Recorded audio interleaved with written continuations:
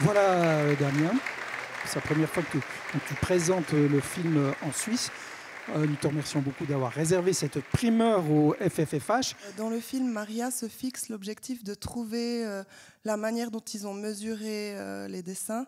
Est-ce qu'elle y parvient? Parce qu'il y a toujours ces théories comme quoi les extraterrestres auraient fait ces dessins parce qu'on n'a pas trouvé la manière dont c'était possible d'être aussi précis dans les mesures.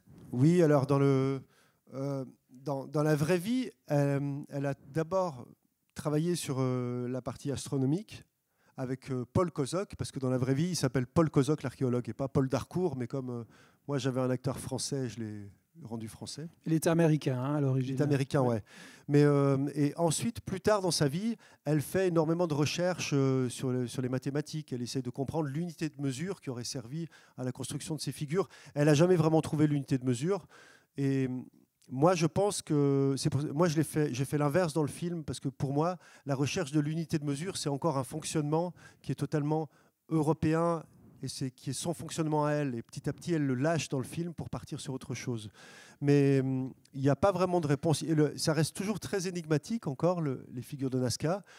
Bon, c'est sûr que sur les extraterrestres, elle avait une réponse qui était pas mal, Maria, c'est que elle disait, quand on lui disait « Ah oui, c'est les extraterrestres », elle disait « Oui, bien sûr, c'est tout à fait logique. Il y a des gens qui traversent le cosmos, mais ils ont besoin de pistes d'atterrissage pour arriver sur la Terre. C'est logique. » Et donc, bon, je pense que sur les extraterrestres, ça devrait être plus ou moins... Enfin, en tout cas, moi, c'est pas... C'est réglé, je crois. Je pense, mais en revanche, c'est très mystérieux quand même, parce que toutes ces lignes droites, il y a certaines lignes qui sont vraiment des lignes qui pointent vers les étoiles, vers le solstice. Ça, c'est vrai, mais il y a aussi beaucoup d'autres lignes où on ne sait pas vers quoi ça pointe. Je partage aussi l'avis, je pense, de beaucoup, où c'est un très très beau film qui m'a touchée sur de nombreux points, mais je suis aussi très friande des anecdotes. Le fait de faire un film à l'autre bout du monde, quels a été notamment des principaux challenges que vous avez eus? Ouais, non, le principal, c'était qu'on a décidé de tourner on voulait avoir une belle lumière. Et donc pour ça, on a décidé d'utiliser uniquement la lumière naturelle, la lumière du soleil. On n'a presque pas d'autres lumières. Mais du coup, on a dû faire tout notre plan de travail, et toute notre organisation avec le lever du soleil et le coucher du soleil. Mais la belle lumière, ça dure 6 minutes, 7 minutes. Donc parfois, il fallait répéter et ensuite j'avais 6 minutes. Alors par exemple, j'avais 6 minutes pour faire la scène. Alors moi, la scène la plus importante pour moi, c'est la scène du pique-nique. Parce que c'est le moment où elle dit à son amie qu'elle se sent bien, on doit sentir qu'elle a vraiment plongé, qu'elle a trouvé quelque chose. Et donc j'ai dit à mon chef opérateur, moi je vais faire ça à la fin du jour. Puis il m'a dit non, tu ne peux pas faire ça, c'est ta scène la plus importante. Si tu la loupes, t'imagines, ton film est foutu. Et alors, donc il m'a dit non, on va faire dans l'après-midi, on commence dans l'après-midi, on fait des chants, des contre-chants, on prépare un petit peu et ça va être très bien. Et je lui ai dit non, je veux complètement la louper cette scène ou complètement la réussir. Et on l'a faite, on a préparé la scène et on a tourné les 6 minutes qu'on avait, les 6 minutes de soleil. Et on a tourné, et alors on pose la caméra, les actrices étaient prêtes, tout était prêt, on commence. La scène, elle dure 2 minutes 30, je crois. Donc on savait on pouvait faire 2 fois peut-être. Et là, on commence, et je me dis non, en fait, c'était très beau, mais elles étaient trop loin, on n'avait pas l'émotion. Donc on prend vite la caméra et tout le truc, et on vient directement proche des actrices. Et puis là, alors là, maintenant, on savait qu'on devait vraiment aller très très vite. Et là, l'actrice devait faire aller son briquet, et son briquet n'y allait pas. Et moi, je poussais. Moi, ce qu'avait dit le chef opérateur était en train d'arriver, c'est que j'étais en train de le perdre, parce qu'on voit le soleil, il était là, il commençait à faire ça. Et donc moi, je gueule, mais merde! Et elle, le briquet, clac! Et on a fait une prise, en un coup, comme ça.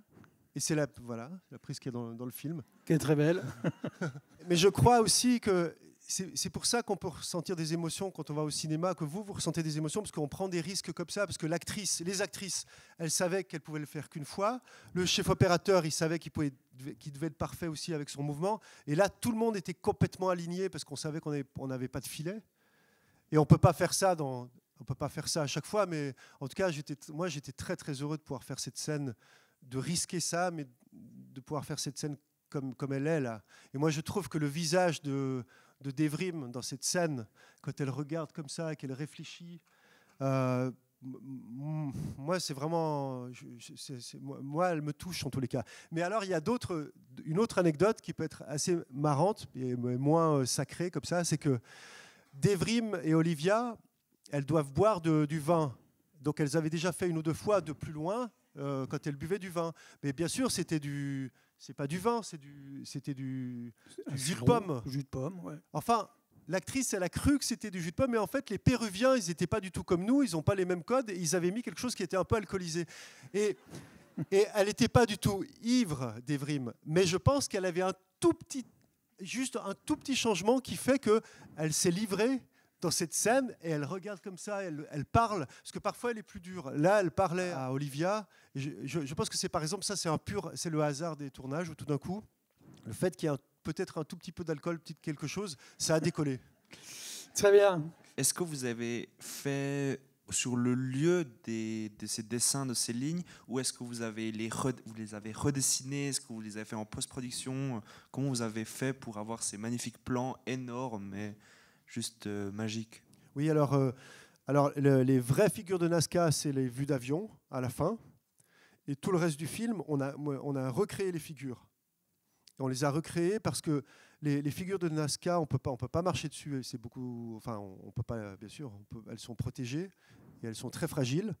Et moi, j'ai trouvé un désert à 2 heures de Nazca. Et aussi, le problème de Nazca, c'est qu'il y a des avions qui tournent au-dessus du désert tout le temps, donc on peut pas tourner. À cause du son, c'est impossible. Et aussi, le désert de Nazca, il y a des routes. Enfin, il est plus du tout comme le désert de Nazca dans les années 30. Alors moi, j'ai trouvé un désert, enfin le désert que vous avez vu là, il est à 2 heures de Nazca, il est au fin fond du monde. Et moi, c'était mon rêve, et ça fait 10 ans que je le connais, ce désert. Parce que j'ai commencé à faire des repérages il y a très longtemps, et je rêvais de tourner là, mais je savais qu'il y avait quand même peu de chance, parce que c'était très très loin. Et puis finalement, j'ai quand même réussi à convaincre... En fait, j'ai dû convaincre les producteurs. Et pour convaincre les producteurs, on était à côté de l'hôtel, il y avait un petit bout de désert, et ils m'ont dit, alors, montre-nous où tu aimerais tourner les figures. Alors, on est sortis, on a fait 500 mètres, et puis il y avait un désert avec plein de poteaux électriques, plein de trucs. Et puis je leur ai dit, bah voilà, moi, j'aimerais là, je pense. Je pense que là, c'est bien. Puis ils m'ont dit, mais non, mais enfin, il y a des... J'ai dit, oh, mais c'est pas grave, on cadre que comme ça, ou que comme ça, on verra bien. Et puis je leur ai dit, mais bon, il y en a aussi un autre, je vous montre juste, on va voir l'autre. On a mis 2 heures, et le directeur de prod était vraiment dur en affaires, c'était vraiment quelqu'un de difficile, mais il râlait, il a dit 1h40, 1h50 pour arriver, c'est pas possible. Et il a ouvert le van, et pourtant il avait rien de poétique, ce monsieur, il avait rien. Il a ouvert, il a fait oh wow. Et j'ai su que c'était gagné, quoi. Il a fallu bagarrer, mais... Hélas, on va devoir en rester là. Merci beaucoup pour ce très beau film. Merci Damien d'être venu le défendre. Et à bientôt.